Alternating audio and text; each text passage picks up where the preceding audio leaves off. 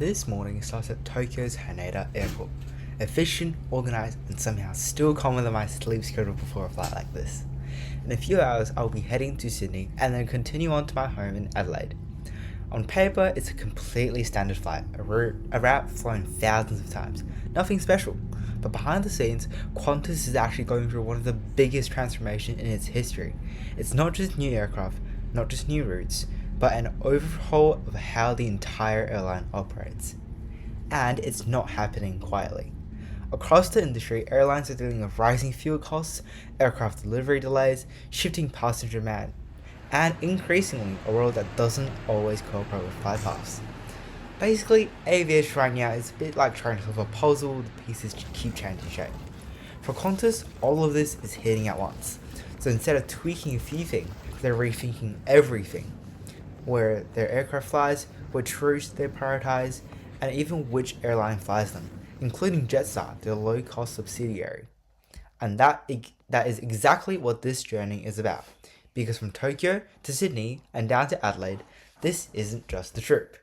It's a moving example of how an airline adapts in real time. Over the course of this video, I'll break it all down, starting with the aircraft I'm flying today, the Airbus A330. An aircraft that's technically been phased out, but still very much doing the heavy lifting. Then we'll get into fleet renewal, the growing role of 787s between Qantas and Jetstar, why Jetstar is becoming more important in Qantas' network, and how projects like the Project Sunrise can redefine long-haul travel entirely. Because by the time we land in Adelaide, this won't just be a journey across 300 cities, it'll be a snapshot of an airline and an entire industry in transition.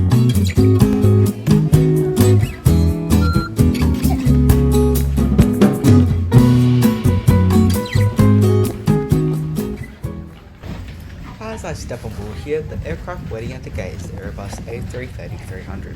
Now this is where things get interesting, because the A330 is in a bit of an identity crisis.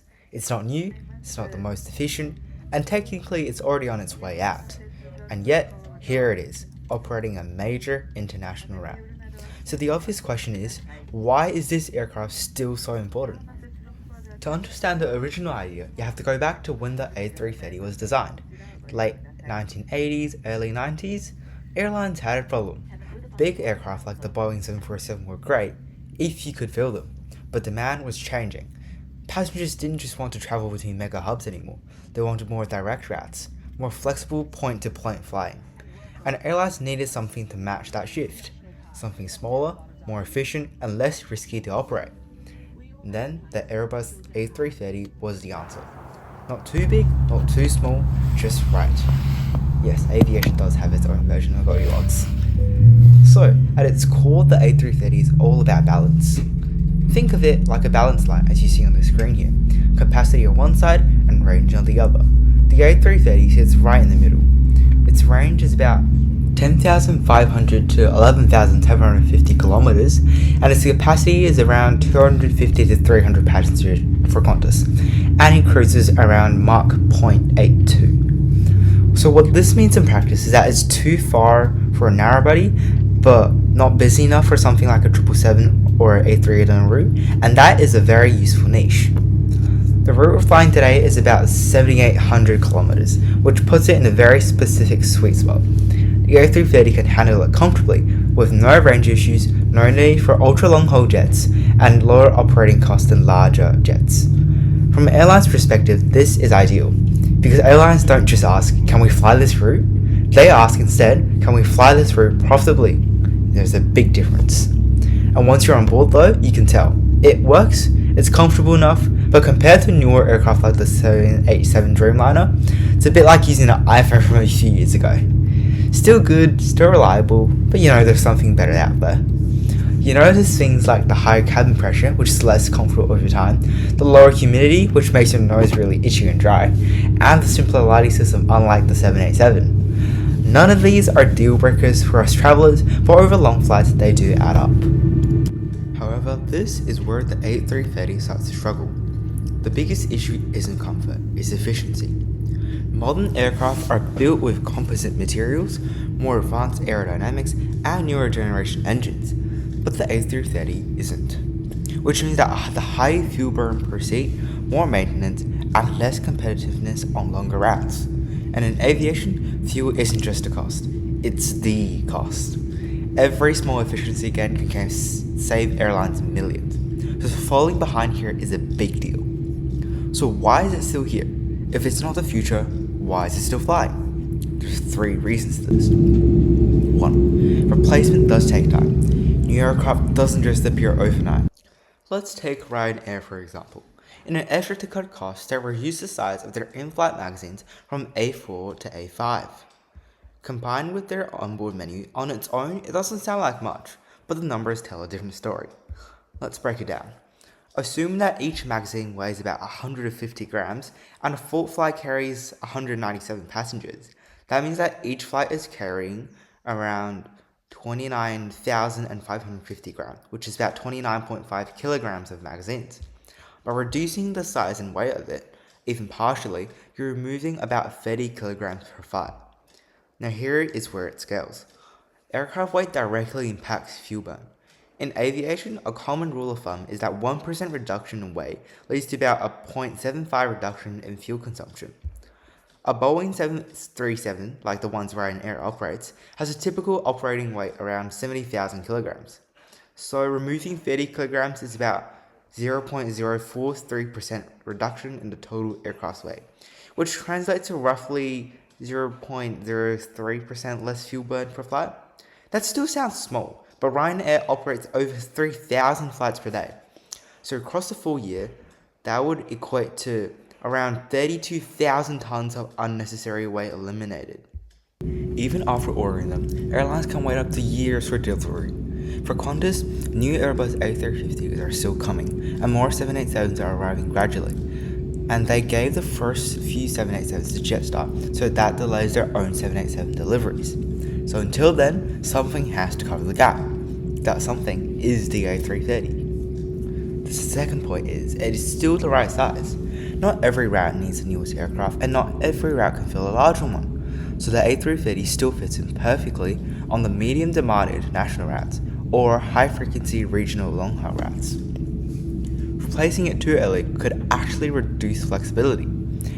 And finally, the new aircraft are very expensive. Yes, they're more efficient, but the upfront cost is already huge. So airlines don't just replace aircraft because they can. They replace them when it makes financial sense.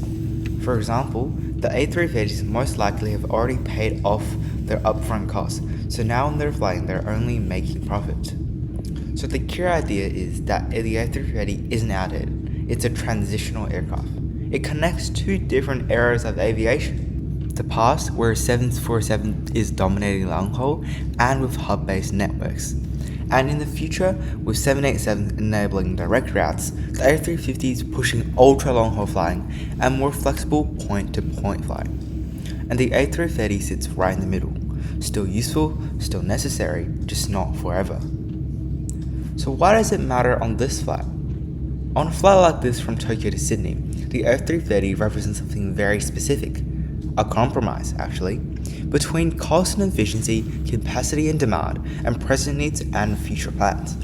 It's not the best aircraft Qantas has, but right now, it's exactly the one they need. And that leads us to the next question. If this aircraft is only temporary, then why is Qantas still investing money into upgrading it?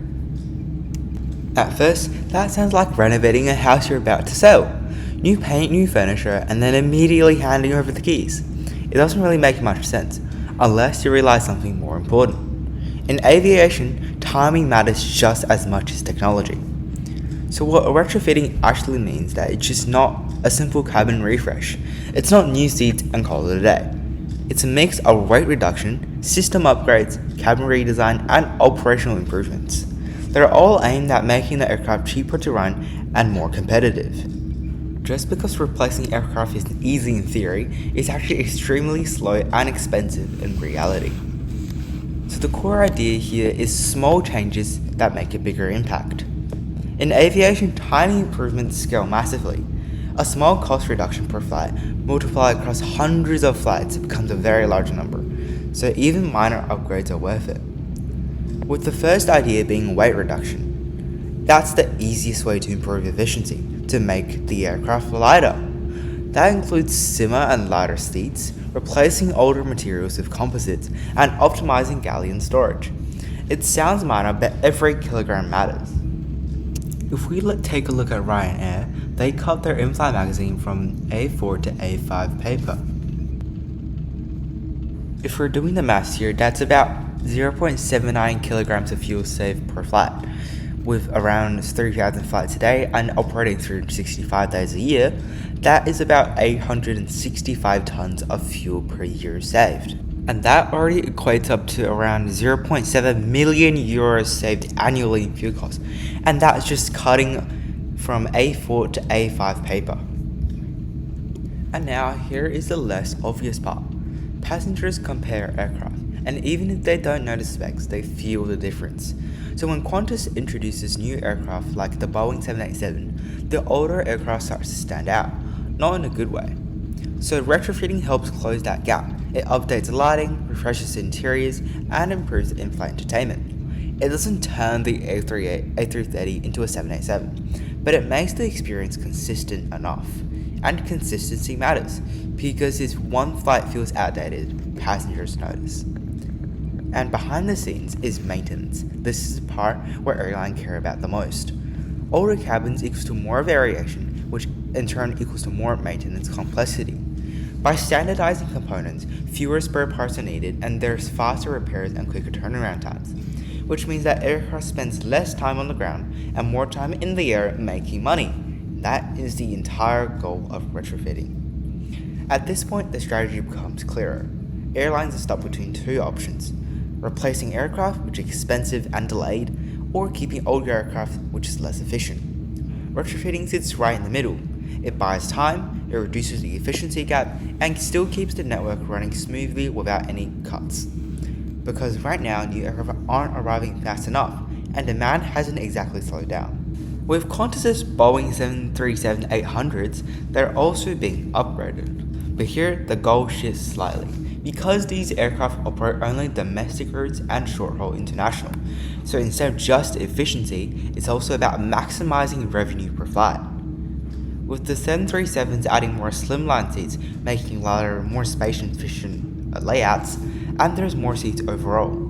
They've recently introduced a new seating tier called Economy Plus, which leads to at least half of the plane being premium seating.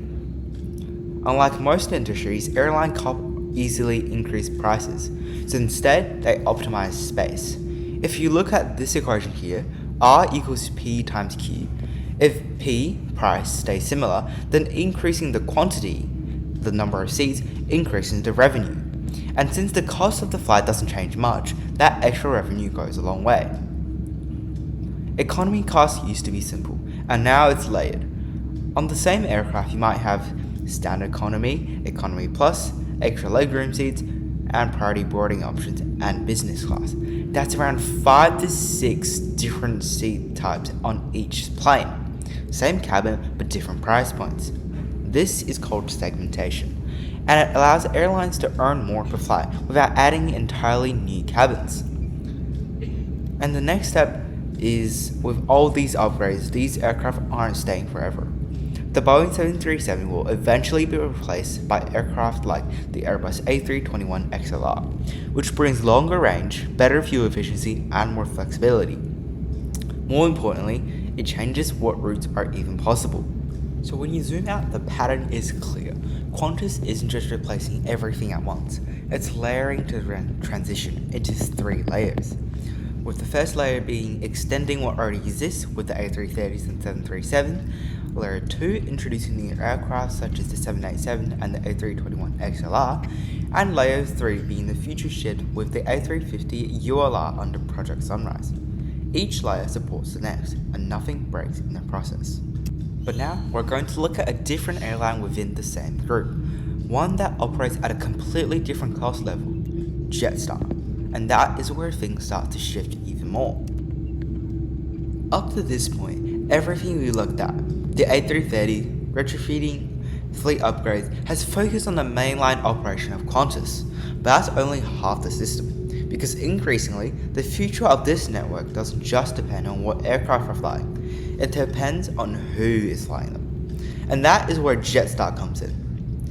Jetstar was launched in 2004 for a simple reason. Low-cost carriers were taking the market share, airlines that strip things back, lower fares, simpler service, and higher seat density, and most importantly, lower cost per seat. At the time, Jetstar was defensive against the rising Virgin Blue airlines, but today, it's strategic.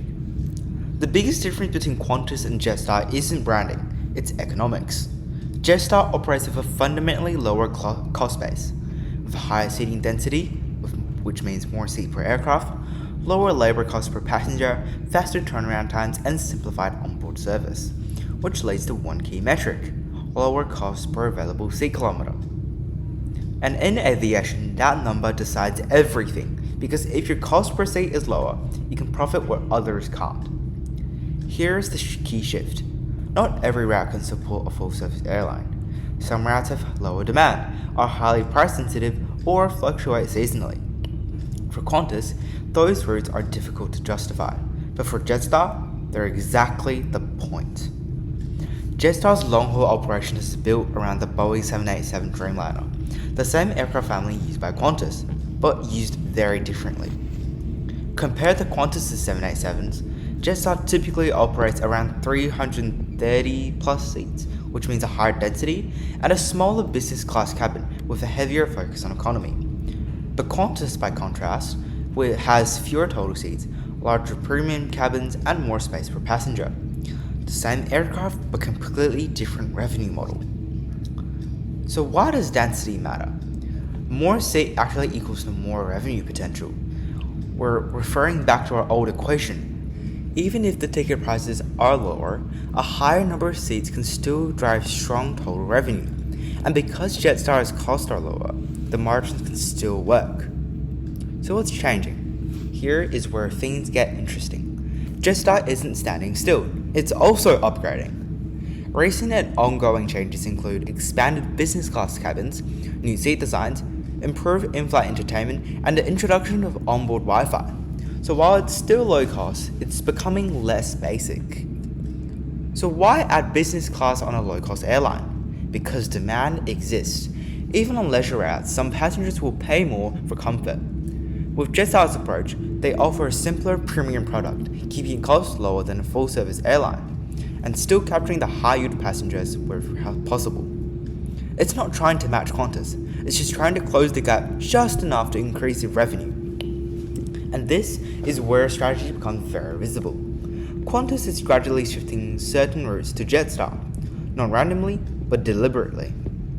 So which routes are moving? They're typically moving leisure-heavy destinations, lower-yield long-haul routes, and seasonal or price-sensitive markets. We're thinking tourist-driven travel, less business demand, and higher competition on price. And so why this matter is because it allows both airlines to specialize, with Qantas focusing on high-yield routes, business travel, and premium-heavy markets, while Jetstar focuses on leisure demand, price-sensitive travelers, and lower-margin routes. Instead of one airline trying to do everything, each one does what it's best at. So this is why the dual brand model works. The Qantas Group is effectively running two systems in parallel, with full service model, Qantas, having higher fares, premium cabin, and global partnerships. But with a low-cost model like Jetstar, they have lower fares, simplified service, and higher density. Together, they cover a much wider market. And importantly, they avoid competing with each other directly, even if it's on the same route departing at the same time, as they carry different travelers with different needs and budgets.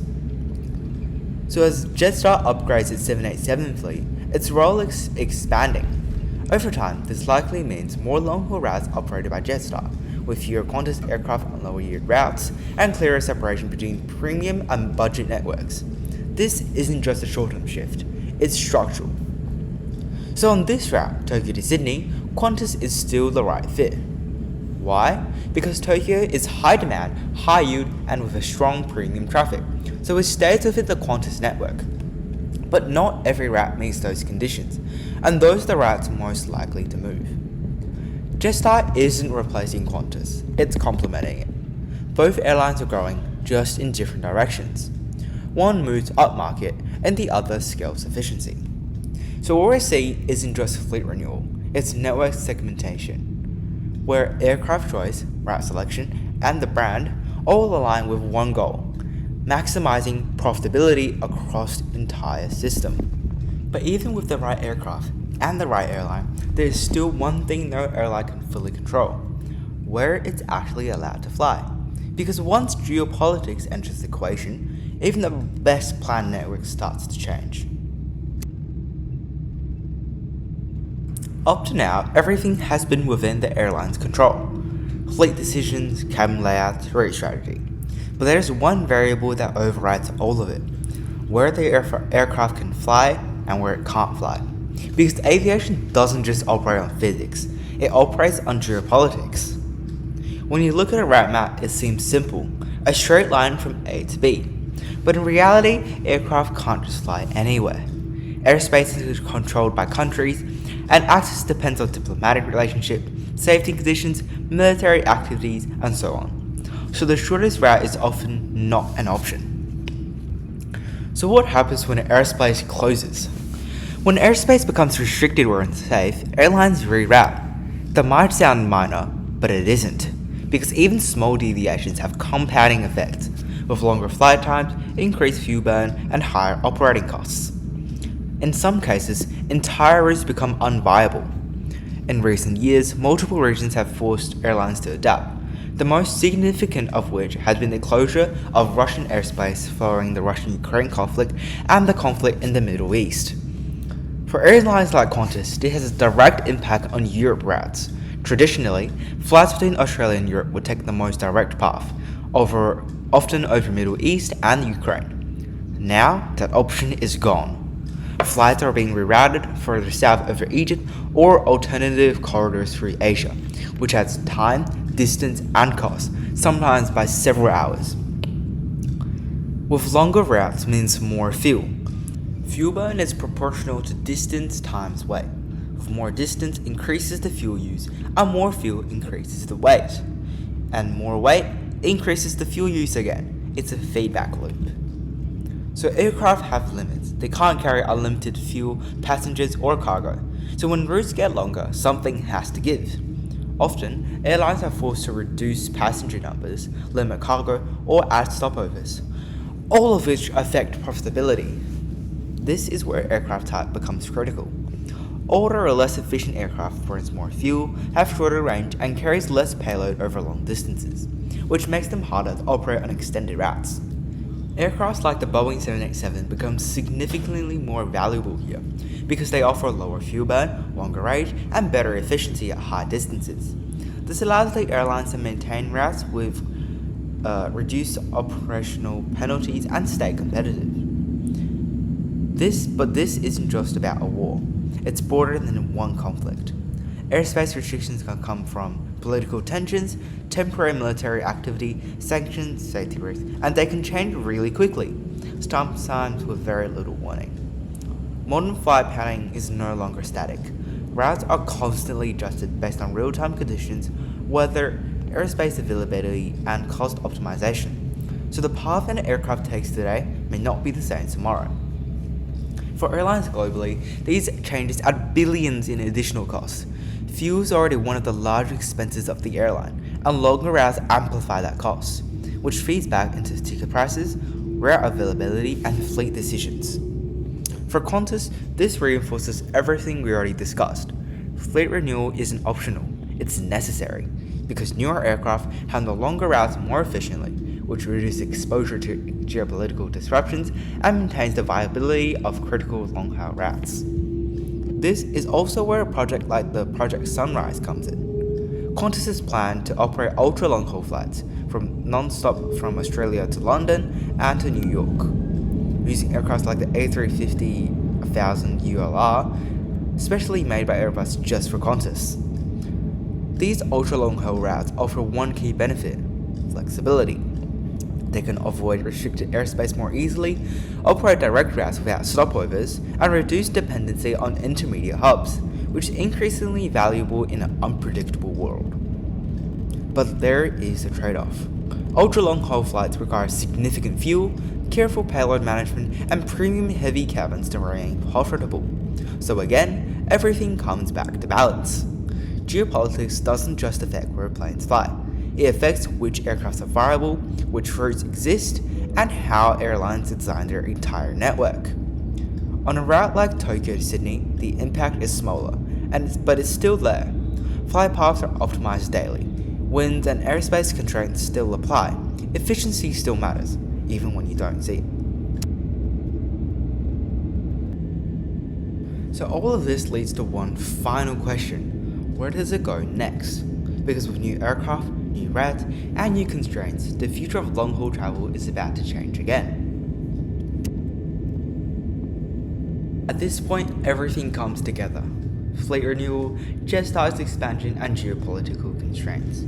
All of it leads to one central question. If aircrafts can fly further than ever, why do stopovers still exist at all? For decades, the goal of aviation has been simple.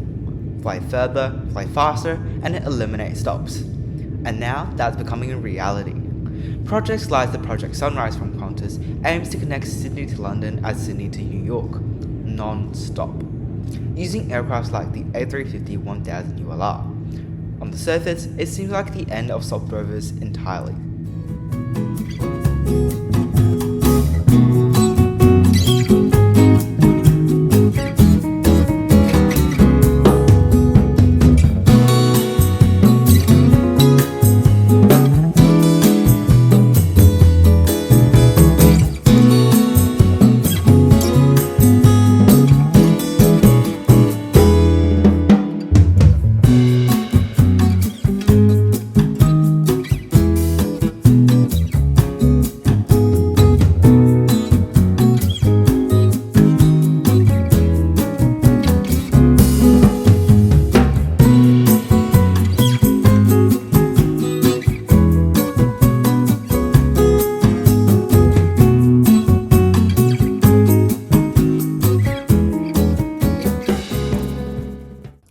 So why is non-stop so appealing? From a passenger perspective, it's obvious. With shorter total travel time, no layovers, and less disruption. But for airlines, premium passengers value time savings.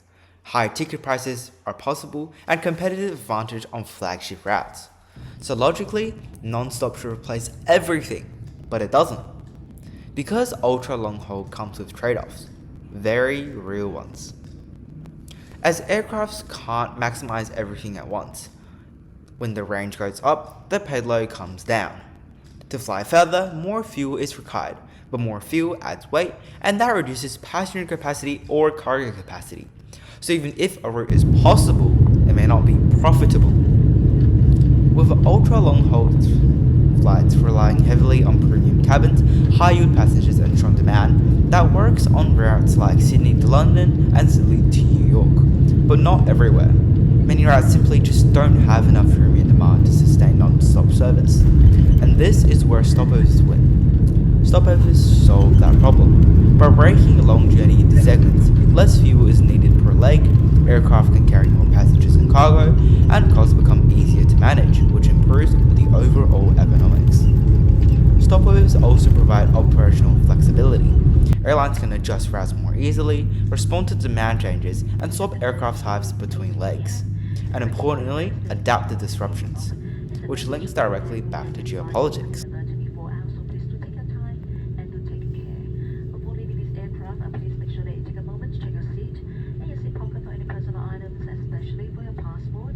When airspace restrictions appear, non-stop routes can be fragile, which means that there is less margin for rerouting.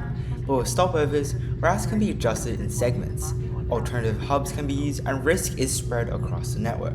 So while non-stop is sufficient in ideal conditions, stopovers are more resilient in uncertain ones. So this is why major hub cities like Singapore, Auckland, and Sydney still remain critical. They aren't disappearing, but they're evolving. Because hubs allow airlines to consolidate demand, maximize aircraft utilization, and serve multiple markets efficiently. So the future isn't one or the other, it's both. Non-stop for high demand, premium heavy, and long-haul flagship routes, or stopovers for broader networks, price-sensitive markets, and operational flexibility. For Qantas, this balance has become clearer. The non-stop routes, which is projects like Project Sunrise, will target premium travellers, showcase capability, and strengthen their global positionings. With the stopover routes like Sydney to Auckland to New York, maintaining the network width and optimizing efficiency for long-term profitability. And airlines like Jetstar will reinforce this by operating the lower-cost stopover-based routes or point-to-point leisure-focused markets. And that brings us back to this flight, Tokyo to Sydney to Adelaide. On paper, it's just a connection, but in reality, it's a perfect example of why stopovers still matter. Because this routing, it matches demand across multiple city pairs, maximizes aircraft efficiency, and fits with the broader network strategy. It's not inefficient, but it is intentional. Well, so the final idea is that aviation isn't moving towards a single solution. It's becoming more specialized, where aircraft are chosen for specific roles, airlines operate within defined segments, and routes are shaped by both economics and geopolitics. So the next time you look like a flight itinerary, whether it's non-stop or includes a stop along the way, you're not just looking at a route, you're looking at a series of decisions about cost, about demand, and about risk, and about how an airline navigates a world that's constantly changing.